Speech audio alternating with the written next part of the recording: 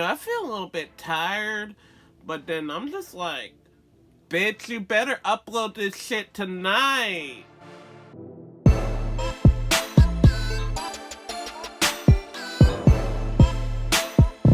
Hey everybody, this is Black Metal Bay, and my name is Marley, and today we are discussing a topic I've been meaning to discuss for a minute.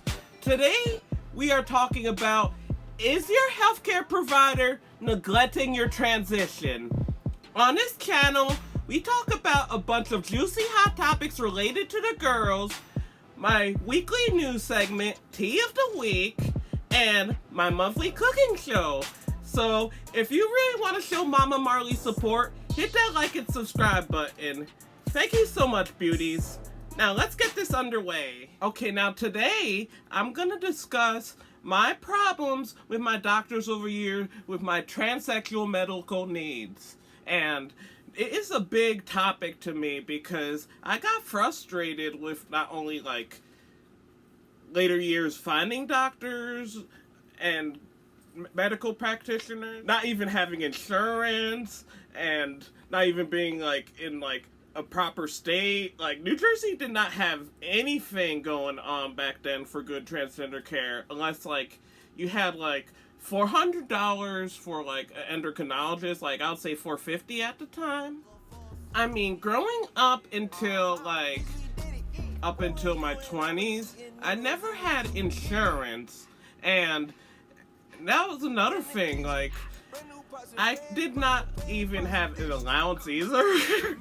Oh my goodness. Like, I mean, sure, I'll get like $5 or like $10 every now and then, but I wouldn't get no damn allowance. I mean, honestly, I just wish my mom and dad helped me get on hormones a lot earlier during my teen years. But unfortunately, my dad passed away when I was 10 years old. I know y'all are just like, Mama Marley, why you want to be so sad? Why you want to be so sad? And I'm just sad that even if my dad was still alive, even while taking care of my family on top of that, it's not like I could just walked up to my dad and been like, Daddy, I need $300. I would say around 2012, when I was 19, I started to hear more about places that had informed consent. And this was a new term to me. Like, I never heard of that growing up. Like, sliding scale to give hormones. Like, back then, like, New Jersey did not even have that. Like, all the girls discussing that were in New York City. They were Philly girls. And I just were just thinking in discontent, like, I'm a Jersey bitch. Like, I'm a dirty Jersey bitch. Oh my god, it fucking frustrated me. There was no informed consent in New Jersey at all. And I remember, like, trying to go to Planned Parenthood in New Jersey and Elizabeth, and they're just like, we do not, like, do this program prescribing, like, for LGBT patients medications or transgender patients, and it was so insinuating. Like, I'm just a bro bitch trying to get some loans. Like, so then in 2013, it did hit me.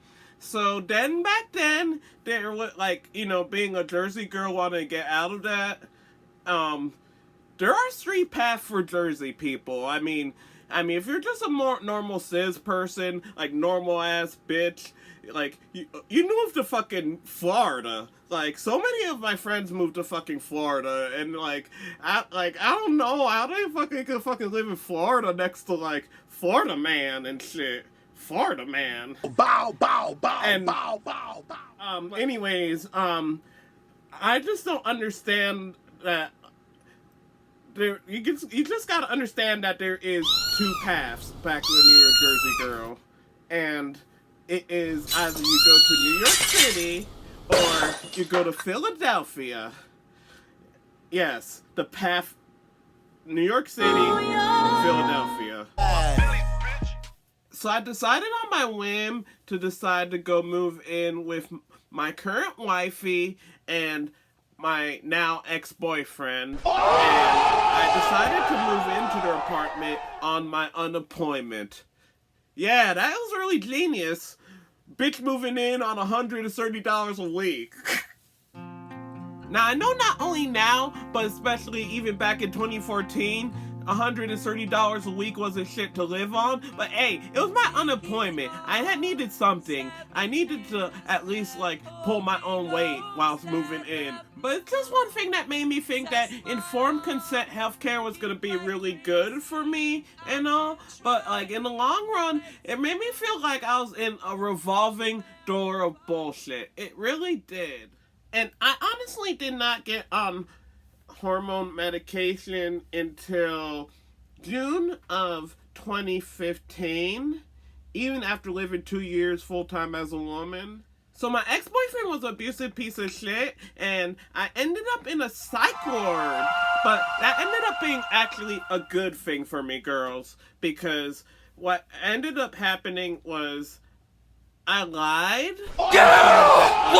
I was taking medication that I wasn't taking at the time, meaning I pretty much said that, like, this was my hormone medication dose. If you're gonna admit me in this facility, like, I had a friend at the time advocating for me, and, like, you know, like, I got admitted, so they're gonna make sure they're gonna treat me fair, adequately, and give me my hormones in the psych ward. And that also ended up being a very beneficial thing for me, because it caused me to finally have insurance. Yes, the facility helped me get insurance at the time, which I did not have. I had to wait 5 years of being a permanent resident, you know, green card holder, for me to be approved for any kind of Medicaid or any kind of insurance, and the hospital sort of like helped with that, and they released me of my medication for a few months, and all my psychiatric medication for dealing with the crazy chaotic shit of living in West Philly. Excuse my lisp. Okay? And I first started, like, to finally go to my first place ever to cover, like, my medication. I mean, I went there, like, a year prior, like, the Mazzoni Center. I went there a year prior, but I did not have insurance. And then here's another thing. I've honestly have had to, like, do my own, like, research and precautions, and I've had to, like, start self-medicating, because when I came down to Tennessee, my insurance would only cover, my Medicaid insurance would only cover going to Planned Parenthood down here, and no, they hit you with the devastation, like, yo, 4 milligrams a day, oral estradiol.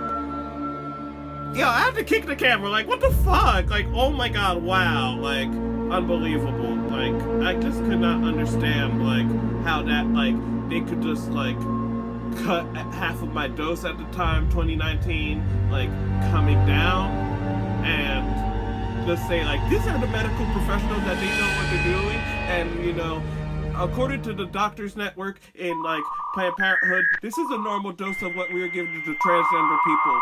And I'm just like, they're not treating us like people. Like, oh my fucking god. Like, these pitiful ass fucking trifling doctors. Like, it just got some of my fucking nerves. I need a drink.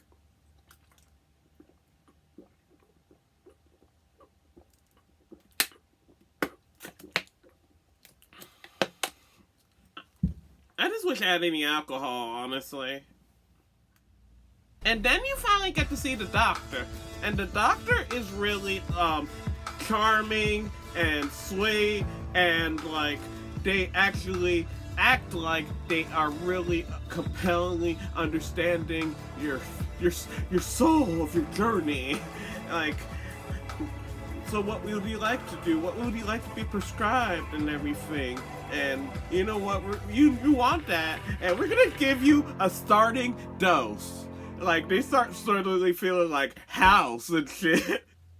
And then you try to go around and schedule future appointments, but then, like, they don't have an opening for, like, 2 to 3 months with the doctor you would really like to see, so they set you up with the nurse practitioner that has the earliest opening time for you. You go, you see the nurse practitioner, and you're just wondering, like, oh, they're gonna help you increase your dose, and you're just, like, wanting to get this done and this shit over with, and then, you see this bitch, and then she's just like, you're talking to her, you're talking about, like, future things you need to, like, get done, like, you'd like to talk about, like, consulting to, like, get letters and do stuff for surgery, and then you're just talking about increasing your dose, and then she is just like, oh, you're experiencing feminization at the maximum dose.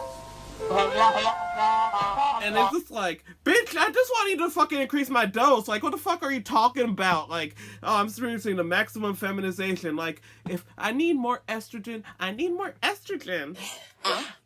But at least up in Philadelphia, like, they actually really cared about, like, testing your levels and, like, really major important stuff like that. But then it's like, as soon as, like, you come down to, like, Tennessee, unless you're going to an endocrinologist, they don't even give a fuck about you. Like, they'll, like, literally test, like, the basic stuff in the liver and everything. And, like, crucial stuff like that is why I have to self-medicate. And I had to do the research about it. And this is what I have to do to survive and for my body to thrive.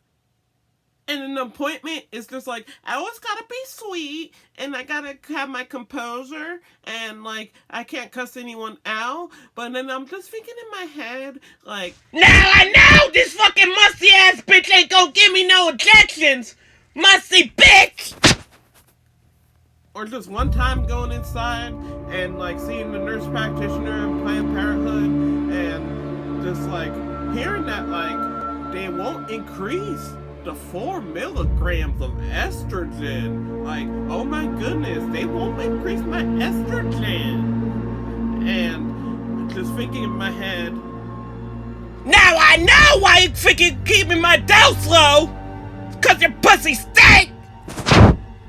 And then you're going into the nurse practitioner, and then, like, you're really pleading out your case to her, and then she is talking about, like, according to the scientists that, like, work with the Vanderbilt Center, like that works with Planned Parenthood, or whatever, some made-up bullshit, like, we cannot, like, we prescribe the dose at the average dose we give to our transgender patients.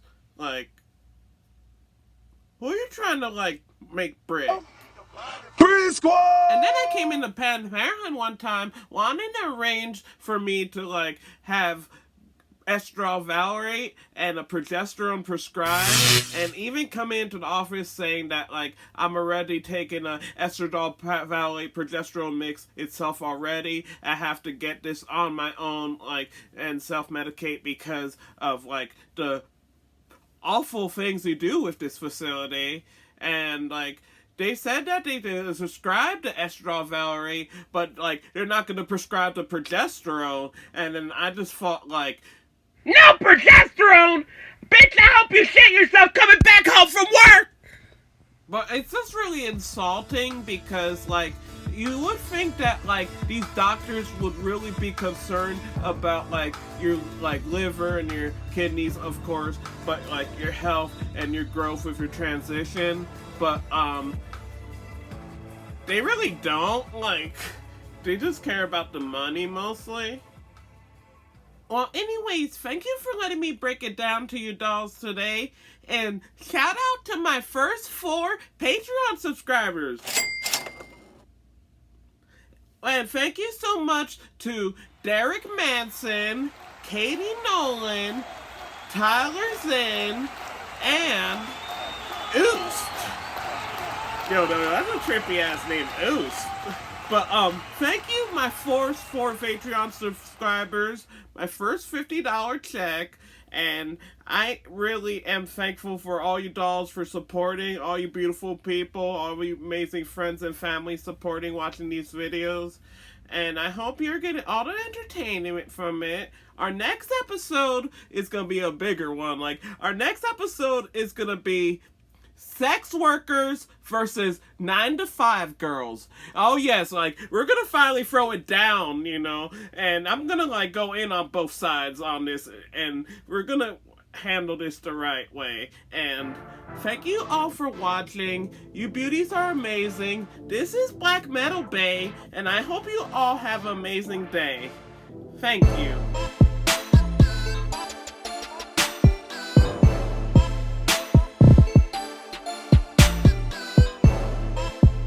Bow, bow, bow, bow, bow.